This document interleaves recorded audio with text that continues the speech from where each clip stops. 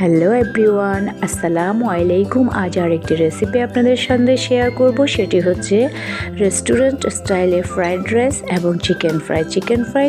প্রথমেই আমি চিকেন ফ্রাইটা তৈরি করে নেব, যার জন্য এখানে আমি নিয়েছি দুটো মুরগি। এখানে ছোট ছোট টুকরো করে নিয়েছি। তারপর 1 চামচের মতো মরিচ গুঁড়ো, 1 চামচ জিরা টালা, 1 চামচ গরম মশলা, তারপরে আদা রসুন পেস্ট, 1 টেবিল চামচের মতো সয়া সস এবং টমেটো সস ও পরিমাণ মতো লবণ দিয়ে এটাকে ভালো করে মেখে নেব। এরপর আমি এখানে একটা ডিম ভেঙে দিব। তারপর দিয়ে দিব এখানে 1/3 কাপের মতো ময়দা এবং 2 টেবিল চামচের মতো কর্নফ্লাওয়ার দিয়ে এটাকে ভালো করে ম্যারিনেট করে আমি এখন এটাকে 1 ঘন্টার জন্য রেস্ট রেখে দেব।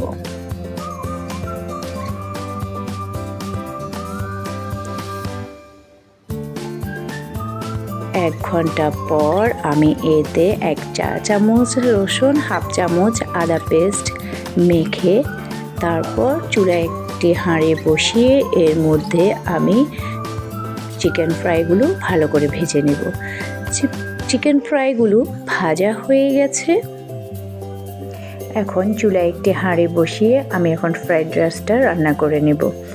প্রথমে পানি দিয়ে এর মধ্যে একটু তেল দিয়ে দেব।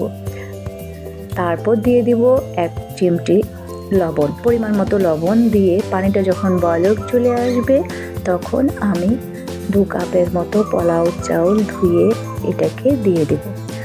চালটা একটু আধা সিদ্ধ হয়ে আসলে এটাকে আমি নামিয়ে নেব। পানিটা শুকিয়ে আসলে এটাকে আমি ঢেকে দেব। তারপর আমি একটা ডিশে রান্না করা চালটাকে এখন এভাবে মেলে দেব।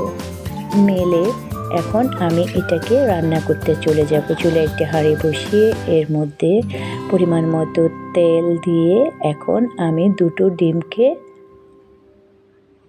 এভাবে ভেজে নেব। 2টো ডিম ভেজে এর মধ্যে পরিমাণ মতো লবণ এবং 1 চিমটি গোলমরিচ পাউডার এতে অ্যাড করে এখন আমি এগুলোকে ভেজে নেব।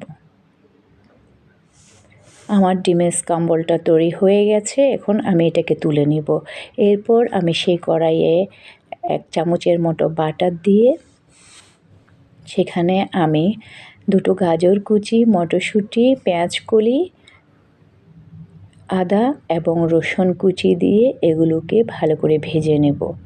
তারপর এখানে পেঁপে কুচি দিয়ে দিলাম। দিয়ে দেব পরিমাণ মতো গোলমরিচ গুঁড়ো, লবণ দিয়ে ভালো করে এটাকে আমি ভেজে নেব।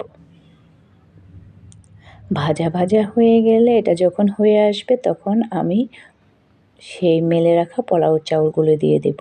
এরপর এতে আমি ক্যাপসিকাম কুচি দিয়ে ভালো করে এটাকে নেড়ে চেড়ে নেব।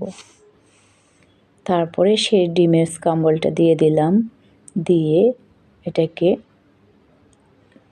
ভালো করে নেড়ে নেব। হয়ে গেল আমার দারুণ মজাদার ফ্রাইড রাইস এবং চিকেন।